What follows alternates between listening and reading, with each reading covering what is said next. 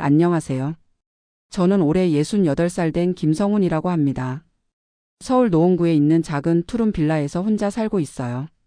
제가 오늘 이런 자리에서 제 이야기를 하게 된 건 며칠 전 동네 복지관에서 봉사활동을 하시는 젊은 분이 저에게 물어보신 말 때문입니다. 할아버지, 연금이 그렇게 많지 않으시면서도 어떻게 매달 후원을 하세요? 그 질문을 듣고 한참을 생각해 봤어요. 저는 매달 국민연금 90만 원을 받습니다. 그리고 그 중에서 5만 원은 어린이재단에, 3만 원은 독거노인 돕기에 후원하고 있어요. 주변 사람들은 저보고 이상하다고 합니다. 자신도 힘든데 왜 남을 도우냐고요. 하지만 저는 이렇게 생각해요. 제가 지금 이렇게 살 수 있는 것 자체가 기적이라고요. 그 기적을 나눠야 한다고요. 제 이야기는 70년 전부터 시작됩니다. 1955년 저는 경상북도 안동의 작은 농촌 마을에서 태어났어요. 그때는 한국 전쟁이 끝난 지 얼마 안 된 시절이었죠. 저희 집은 정말 가난했습니다. 아버지는 남의 농사일을 도와주시며 하루 품삯을 받으셨고 어머니는 길쌈을 해서 조금씩 돈을 벌었어요. 저는 사남매 중 둘째였는데 형과 저 그리고 여동생 둘이 있었습니다. 가장 기억에 남는 건 겨울이었어요. 연탄도 제대로 살 수 없어서 온 가족이 한 방에 몰려 자면서 서로 체온으로 추위를 견뎠죠. 어머니는 밤마다 우리 형제들 이불을 덮어주시면서 얘들아, 조금만 참아라. 봄이 오면 나아질 거야 라고 말씀하셨어요. 하지만 봄이 와도 크게 나아지지 않았습니다. 저는 초등학교 4학년 때부터 방과 후에 일을 시작했어요. 동네 구멍가게에서 심부름을 하거나 농번기에는 어른들 농사일을 도왔죠. 하루 종일 일해도 받는 돈은 고작 50원, 100원이었지만 그 돈이 집에는 큰 도움이 되었어요. 그런데 제가 초등학교 5학년이었을 때 잊을 수 없는 일이 일어났습니다. 겨울 방학이 끝나갈 무렵이었는데 등록금을 낼 수 없어서 새 학기를 못 시작할 뻔했어요. 아버지와 어머니가 밤새 의논하시는 소리가 들렸죠. 성훈이만이라도 학교는 보내야 하는데. 돈이 어디 있어? 이번 달 쌀도 떨어져 가는데. 다음 날 아침 어머니가 저를 부르셨어요. 성훈아, 어머니가 너한테 미안한 말을 해야겠다. 어머니 눈에 눈물이 고여 있었어요. 학교를 좀 늦게 들어가야 할 것 같다. 돈을 조금 더 모아서. 그때 제 마음이 어땠는지 아직도 생생해요. 속상하기보다는 어머니가 우시는 모습이 더 마음 아팠어요. 괜찮아요, 어머니. 저 일하면서 돈 모을게요. 그런데 바로 그날 오후였어요. 마을 이장님이 저희 집에 오셨어요. 성훈이 어머니, 서울에서 온 분이 있는데 아이 학비를 도와주고 싶다고 하시네요. 처음에는 이해가 안 됐어요. 저희를 전혀 모르는 서울 사람이 왜 제 학비를 내주겠다는 건지. 이장님 말씀으로는 그분이 어린 시절 가난해서 고생을 많이 하셨는데 지금은 사업을 해서 여유가 생겨 어려운 아이들을 돕고 계신다고 했어요. 그 후원자분 덕분에 저는 무사히 초등학교를 졸업할 수 있었습니다. 중학교도 마찬가지였어요. 3년 동안 매 학기 등록금을 보내주셨죠. 그분을 직접 만난 건 제가 중학교 3학년 때였어요. 50대 정도 되어 보이는 신사분이셨는데 정말 소탈한 분이셨어요. 성훈아, 공부 열심히 하고 있니? 네, 열심히 하고 있습니다. 그래, 좋다. 나도 어릴 때 너처럼 어려웠단다.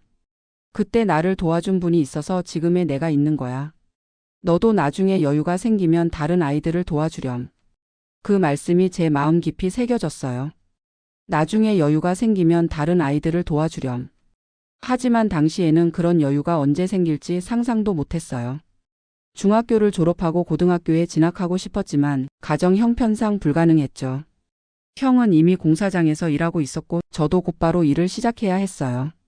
1971년 제가 16살 때였습니다. 서울로 올라와서 청계천 근처에 있는 작은 기계 공장에서 일을 시작했어요. 하루 12시간씩 일하면서 받는 월급이 2만 원이었죠. 그 중에서 1만 5천 원은 집에 보내고 5천 원으로 생활했어요. 서울 생활은 정말 힘들었습니다. 공장 근처 쪽방촌에서 방 하나를 3명이서 나눠 쓰면서 살았어요. 방 크기가 2평도 안 됐는데 거기서 잠도 자고 밥도 해 먹었죠. 그런데 신기한 건 그렇게 힘들면서도 희망이 있었다는 거예요. 매일 아침 일찍 일어나서 공장에 가는 길에 한강을 바라보곤 했어요.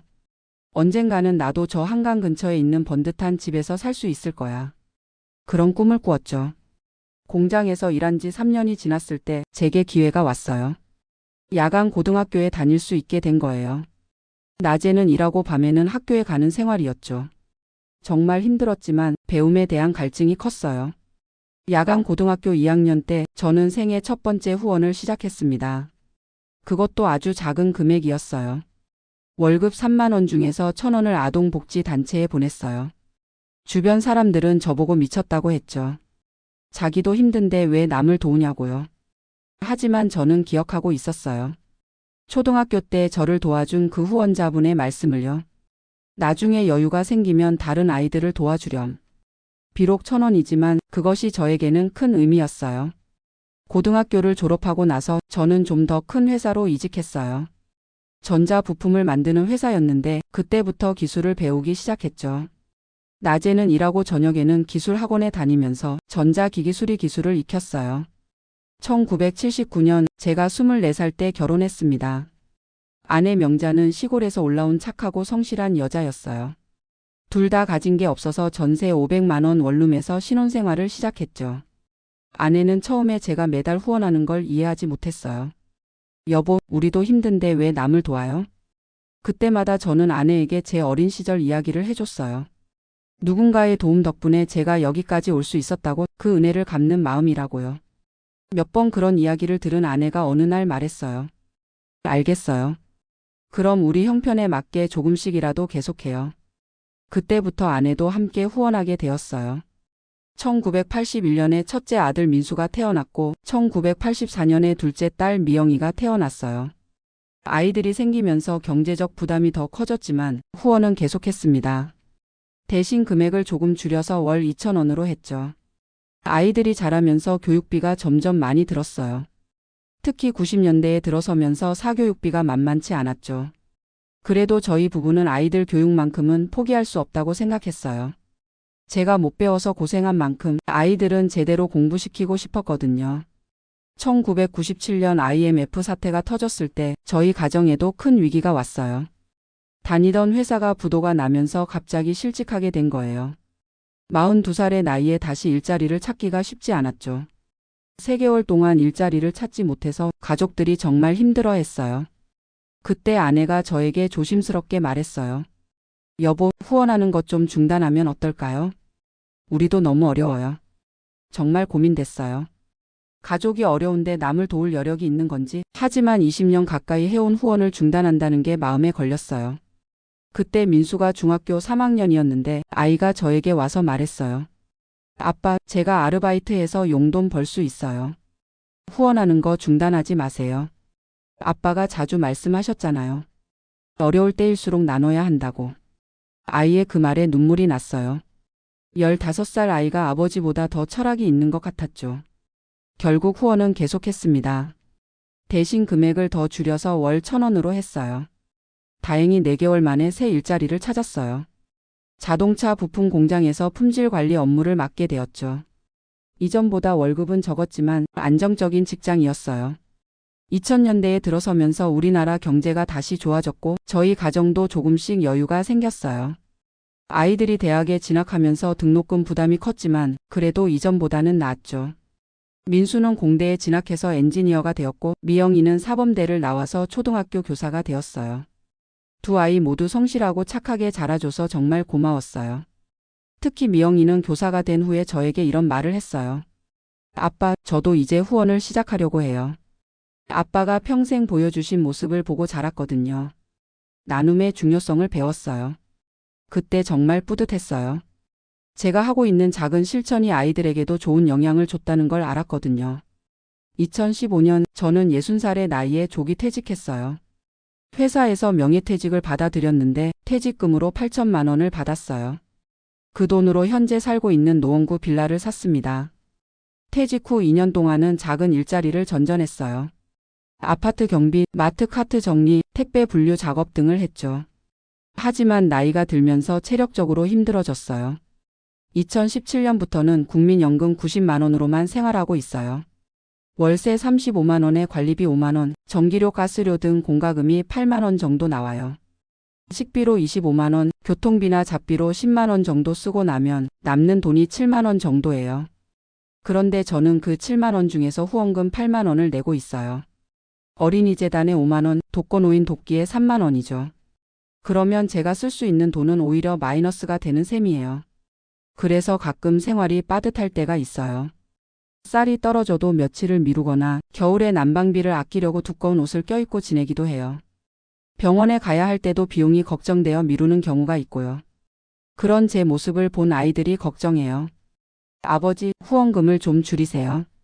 아버지부터 건강해야죠. 민수는 매달 용돈을 드리려고 하고 미영이는 반찬을 자주 가져다 줘요. 하지만 저는 아이들에게 말해요. 괜찮다. 아버지는 지금이 가장 행복하다. 정말 그래요. 누군가를 도울 수 있다는 것, 그것만으로도 제 삶이 의미 있게 느껴져요. 작년 겨울이었어요. 어린이재단에서 편지가 왔더라고요. 제가 후원하고 있는 아이가 보낸 편지였어요. 초등학교 3학년인 지훈이라는 아이였는데 편지에 이렇게 써 있었어요. 할아버지, 안녕하세요. 저는 지훈이에요. 할아버지가 보내주신 돈으로 학용품을 샀어요. 그리고 맛있는 급식도 먹을 수 있어요. 할아버지 덕분에 제가 꿈을 가질 수 있게 되었어요. 커서 의사가 되어서 아픈 사람들을 도와주고 싶어요. 할아버지도 건강하세요. 사랑해요. 그 편지를 읽는데 눈물이 났어요. 50년 전 저를 도와준 그 후원자분도 이런 마음이었을까 싶었어요. 며칠 전에는 독거노인 돕기센터에서 연락이 왔어요. 제가 후원하고 있는 할머니가 돌아가셨다는 소식이었어요. 75살의 김술래 할머니였는데 평생 혼자 사시면서 정말 어렵게 지내셨대요. 장례식에 참석했는데 할머니를 아는 분이 저에게 말씀해 주시더라고요. 할머니가 생전에 후원해 주시는 분 이야기를 자주 하셨어요. 자기를 도와주는 분이 있어서 그나마 버틸 수 있다고, 그분 덕분에 외롭지 않다고 하셨거든요. 그 말을 듣고 또 울컥했어요. 제가 보낸 작은 돈이 누군가에게는 큰 위로가 되었다는 걸 알았거든요. 요즘 제 하루 일과는 이래요. 아침 6시에 일어나서 라디오 체조를 해요. 아침 식사는 간단하게 김치찌개나 된장찌개, 그리고 밥 한 공기예요. 오전에는 주로 동네를 산책해요. 중계근린공원에 가서 다른 어르신들과 바둑도 두고 이야기도 나눠요. 가끔 도서관에 가서 책도 읽고요. 점심은 복지관에서 무료 급식을 먹어요. 거기서 만난 어르신들과 함께 식사하면서 서로 안부도 묻고 이야기도 나눠요. 혼자 사는 저에게는 그런 시간이 정말 소중해요. 오후에는 복지관에서 하는 프로그램에 참여해요. 한글 교실에서 글쓰기를 배우기도 하고 건강 체조도 해요. 컴퓨터 교실에 다니면서 인터넷 사용법도 배웠어요. 저녁에는 집에 돌아와서 뉴스를 보거나 책을 읽어요. 가끔 아이들이 전화를 하면 안부를 묻고 손주들 이야기를 들어요. 민수에게는 5살 된 아들이 있고 미영이에게는 7살 된 딸이 있어요. 이런 일상이 단조로워 보일 수도 있지만 저는 정말 만족해요. 특별히 큰 욕심이 없어요. 건강하게 하루하루 살아가면서 누군가를 도울 수 있다면 그것으로 충분해요. 가끔 제 자신에게 물어봐요. 90만 원밖에 안 되는 연금으로 8만 원을 후원하는 게 정말 현명한 일일까? 솔직히 말하면 때로는 힘들어요. 쌀이 떨어져도 며칠을 기다려야 하고 옷을 새로 사고 싶어도 참아야 하고요. 하지만 그런 순간에도 포기할 수 없는 이유가 있어요. 50년 전 어린 제게 희망을 준 그 후원자분, 그분의 마음을 이제야 진짜로 이해할 것 같거든요. 나눔이라는 건 여유가 있을 때만 하는 게 아니에요. 진짜 나눔은 내가 어려워도 다른 사람을 생각하는 마음에서 시작되는 것 같아요. 물론 무리해서는 안 되지만 내가 할 수 있는 범위에서라도 누군가를 돕는다는 건 그 자체로 큰 의미가 있다고 생각해요. 그리고 또 하나 깨달은 게 있어요. 후원을 하면서 제가 더 행복해졌다는 거예요. 예전에는 내 걱정, 내 문제만 생각하며 살았는데 누군가를 위해 기도하고 걱정하다 보니 제 마음이 더 넓어진 것 같아요. 어린이재단에서 보내오는 소식지를 볼 때면 제가 후원하는 아이가 잘 자라고 있다는 소식에 정말 기뻐요. 독거노인 돕기센터에서 연락이 올 때도 할머니가 건강하시다는 말을 들으면 안심이 돼요. 이런 감정들이 제 삶을 더 풍요롭게 만들어줘요. 90만 원이라는 적은 연금으로도 누군가에게 도움이 될 수 있다는 사실이 제게는 큰 자부심이에요. 몇 달 전에 미영이가 저에게 물어봤어요. 아버지, 후원하는 게 힘들지 않으세요? 그때 제가 답했어요. 힘들긴 하지만 그보다 더 큰 기쁨이 있단다. 내가 누군가에게 도움이 된다는 것, 그것만으로도 내 인생이 헛되지 않았다는 생각이 들어. 정말 그래요. 제 인생을 돌이켜보면 어려웠던 시절도 많았고 후회되는 일들도 있었어요. 하지만 지금 이 순간만큼은 정말 만족해요. 제가 받은 도움을 다시 누군가에게 전해줄 수 있다는 것, 그것이 제 인생의 가장 큰 보람이에요. 요즘은 이런 생각도 해요. 언젠가 제가 이 세상을 떠날 때 성훈이는 어려운 사람들을 많이 도왔던 사람이라고 기억되었으면 좋겠다고요. 많은 돈을 남기지는 못하겠지만 작은 나눔을 실천했던 사람으로 기억되고 싶어요. 그리고 제가 후원하고 있는 지훈이가 정말 의사가 되어서 아픈 사람들을 도와준다면 얼마나 좋을까요? 그 아이도 언젠가 여유가 생기면 다른 어려운 아이들을 도와줄 거라고 믿어요. 그렇게 선한 영향력이 계속 이어진다면 제가 시작한 작은 나눔이 더 큰 의미를 가질 수 있을 것 같아요. 매달 후원금을 보낼 때마다 50년 전 저를 도와준 그 후원자분에게 감사한 마음이 듭니다. 그분 덕분에 제가 여기까지 올 수 있었고 이제 제가 그 마음을 다른 사람들에게 전해줄 수 있게 되었으니까요. 연금 90만 원으로 살면서 8만 원을 후원하는 것, 남들이 보기에는 어리석어 보일 수도 있어요. 하지만 저는 이것이 제 인생에서 가장 의미 있는 일이라고 생각해요. 돈의 많고 적음이 아니라 마음의 크기가 더 중요한 것 같거든요. 앞으로도 건강이 허락하는 한 이 작은 나눔을 계속해 나갈 생각입니다. 그것이 저를 도와준 분에 대한 보답이고 제 삶을 더욱 의미 있게 만드는 일이니까요.